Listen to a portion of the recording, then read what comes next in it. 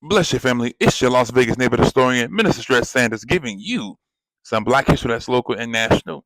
Have y'all ever heard about the struggle that black people had, black men specifically, to work at the Hoover Dam?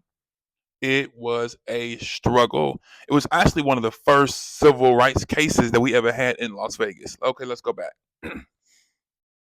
So, back in 1929, 1930, the government announced the building of this Hoover Dam, which is going to be this huge infrastructure project. Unfortunately, when they announced the Hoover Dam being built, they did not have black folks in mind. So, you had thousands, I think it was like 4,000 men from 1931 to 1936 that worked on the Hoover Dam. But only 40 of those brothers were African American or black. This was such a big deal and a struggle because can you imagine if 4,000 or even 2,000 black men would have had opportunities to work on the Hoover Dam? Can you imagine the income and the way that their family lives would have been transformed? Because they were paying very well. But unfortunately, you all know how America was and even still is. They did not let the black men get a hand into this project. But an organization was formed by the name of the Colored Labor Protection Association. It was led by a brother by the name of J.P. Lydell. He was also at one point president, and he was very involved with NAACP. And at that time, the current president was a brother by the name of Arthur McCants. And so, with NAACP Las Vegas chapter and the Colored Labor Protection Association, they band together to try to get black individuals to work on the Hoover Dam.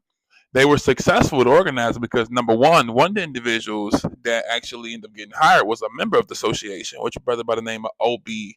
Alberton. So now you got an individual who's actually a part of the association, kind of being really involved and hands on. They were very also instrumental with getting the national NAACP to come down to get involved. And this is a national story. So all the news articles you see, these are national publications. They had the Urban League get involved. The National NAACP got involved. And it was featured in newspapers like the New Pittsburgh Courier, the Afro American, the Chicago Defender, the California Eagle, and of course the Las Vegas Age.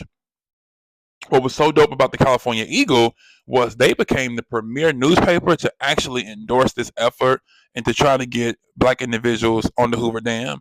The California Eagle was a paper that was actually based in California, Los Angeles specifically, and they would hold meetings at different churches and things like that, trying to get black men from LA to get a chance at these jobs. So you had a lot of individuals that was moving here, coming from LA, coming from the South, coming from Texas, and again, it was a big deal. Unfortunately, when black men would move here, they was told, "Hey, we ain't got no job for you." But you had black men moving here before they was even hired.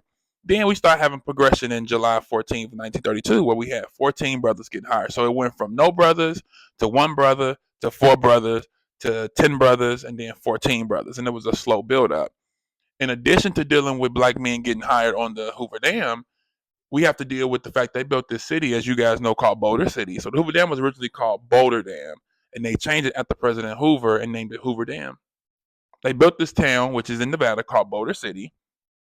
But then they told us that you guys can live in Boulder City. So when they started hiring black folks, they had to literally travel 58 miles by bus, car, walk, whatever. However they got there, you have to get there. And there was nowhere to stay in Boulder Dam. I'm excuse me, in Boulder City.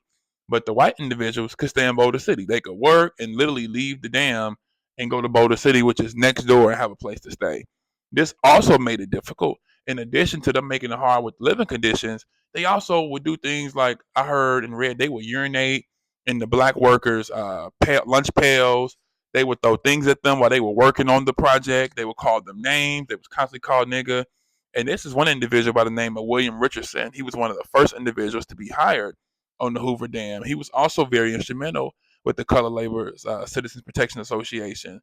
And it's just so unfortunate when you really think about what black men had to really endure just to make a living.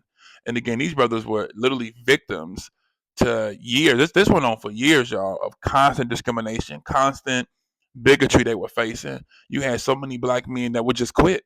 Like, y'all can have this. It ain't worth it. It's not worth the mistreatment.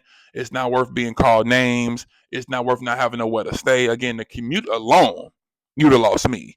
And they knew that. They knew that if they made sure that nobody had a place to stay, brothers would just quit. But big shout out to the NAACP because at this time the NAACP was really one of the most influential organizations in the country, and they were not letting down. They were not letting up. They were, again, pretty much the only organization leading the fight. You know, they were sending representatives down here.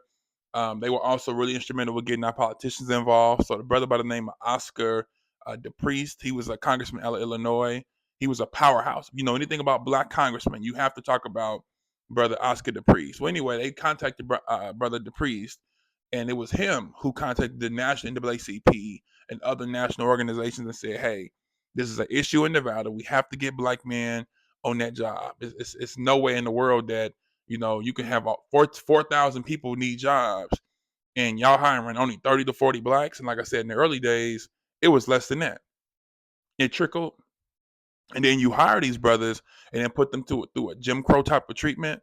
But again, you know, it was Brother DePriest that made this possible, the California Eagle that made this possible. It was local NAACP leaders in town. Like I said, big shout out to the local chapter of NAACP as well as the Colored Citizens Labor Protection Association.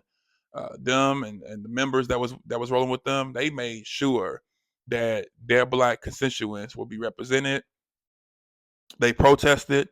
You had black Republican organizations, specifically the Black Republican, the Colored Women's Republican Association. They were protesting. I mean, you had stagings where brothers would just show up and just kind of like block the entrance. It was so much going on as a form of resistance because they was like, no, it's no way in the world you got all this labor that's needed, and they needed the help, y'all. So it's not like they didn't need the help. And again, it took to 1936 to really start seeing progression. And by that point, the dam was dang near built. But we persevered. We stayed the course. We were consistent. And again, from 31 to 36, they were hiring fire. They were hiring fire. You know, bigotry, prejudice, trying to do all different things to get us to quit. Once we were allowed to stay in Boulder City, it was a brother by the name of Brother Henry Bogan, who was the first black man able to stay in Carver Park. They mistreated him. I mean, it was just, Boulder City. It was so much going on, you know. And then again, his brother by the name of Dean William Pickens, they sent him down as a representative. Then he gets arrested, you know, at the dam, trying to talk to them and say, hey, man, this is 1936. We've been here for 4 years trying to get more brothers on this job, and y'all still, you know, being prejudiced. And of course, they arrest him, and that became national headlines. So, you know, this story to me is really a story that should be told. Those are some of the individuals. They did a reunion a few years later after the situation was successful. They kind of showed the brothers who made it possible. Theodore Toney became a successful pioneer in Las Vegas. He was on the Hoover Dam. That was just his pick.